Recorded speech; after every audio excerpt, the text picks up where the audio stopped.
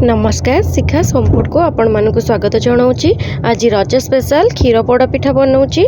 आसतु देखा मुझे पिठा को केमती बनाऊँगी। भिडियोटी आरंभ करने पूर्व जदि आपण मैंने एपर्यंत मो चैनल नुआ अच्छा और आपण मानक मो भिडियो गुड़िक भल लगुच तेज मो चैनल को निश्चय सब्सक्राइब करूँ। पाखरे थिबा बेल आइकन को निश्चय क्लिक करूँ जहाँद्वारा नुआ नुआ भिडियो नोटिफिकेशन आपण मैंने पाइपर।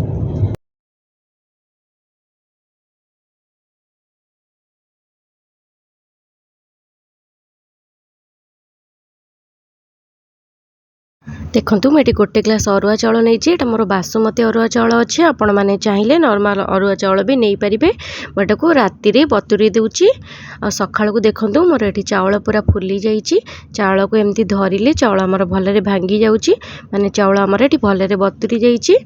मुझे गोटे मिक्सचर जार से चाउल को छाणिकी देदेवी आधे किसी नड़िया आ गोटे ग्लास क्षीर जो ग्लास रे मापिकी नहीं चाउल से ग्लास रे गोटे क्षीर ग्लास नहीं सेटा को दौची ताकू देला परे ताकू भलरे चिकण करिकी बाटिकी नहीं आसीबा।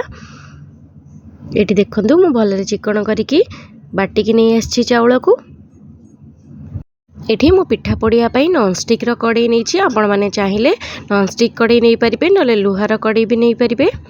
एठी देखंतु मु नहीं आउ गोटे ग्लास क्षीर नहीं गुजराती देसी गुआ घी काजू नड़िया तेजपत्र आपण माने चाहिए एथिरे अलग ड्राई फ्रूट्स भी पकई पारिबे। मुझे गैस रे कड़ाई बसई देती कड़ाई रे घी देची घी देला परे काजू को मु हल्का गोल्डन ब्राउन कलर करके भाजी नेउची। देखंतु मुझे काजू मोर हो गला मु काजू को काढ़ीदेली मुझे सेम कड़ाई रे किछि घी थिला मु सेथरे 1.5 ग्लास क्षीर एठी देउची सेथरे मु गोटे ग्लास देइथिली आ एथरे 1.5 ग्लास क्षीर दउची। देखंतु क्षीर देला परे मुझे तेजपत्र दउची नड़िया जो किछि काटिकी रखथिली ताकू दउची गुजराती गुंड को आधरे दे दबा।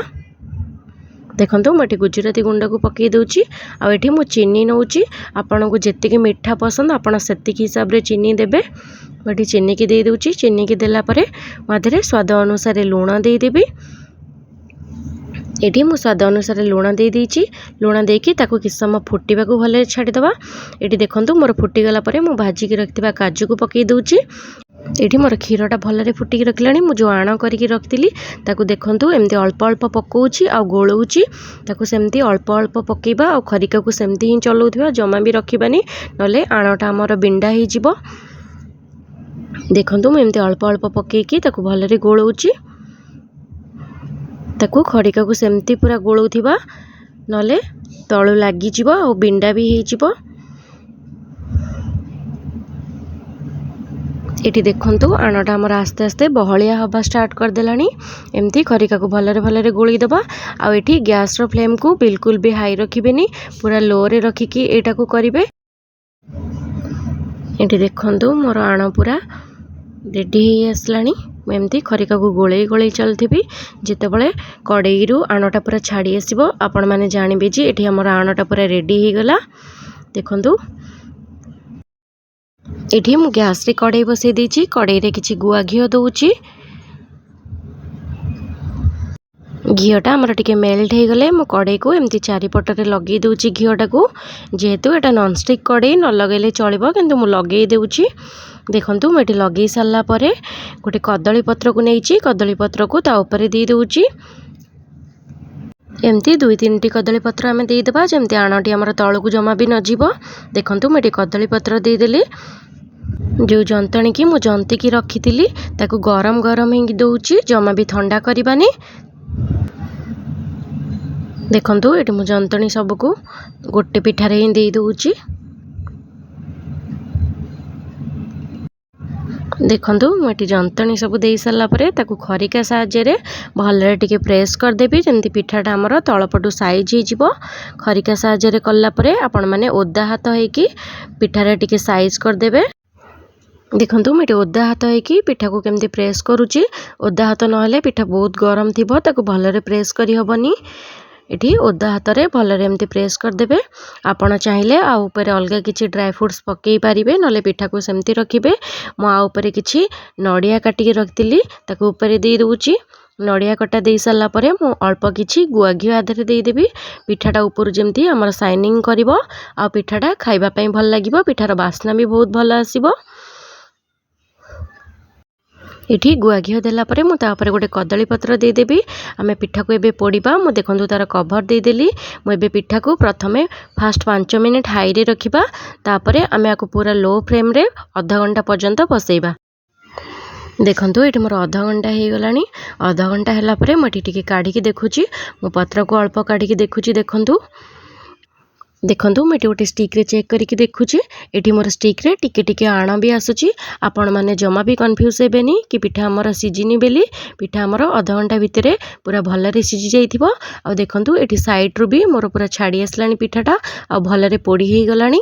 मैं पिठा को नौटे देवी देखंतु मो पिठा को तल को काढ़ी देछि ऊपर कदली पत्रटा मो ऊपर काढ़ी दूची आ पिठा को एमती हाथ रे छुईकी देखुची देखंतु हमर जमा भी आण हाथ रे लागुनी।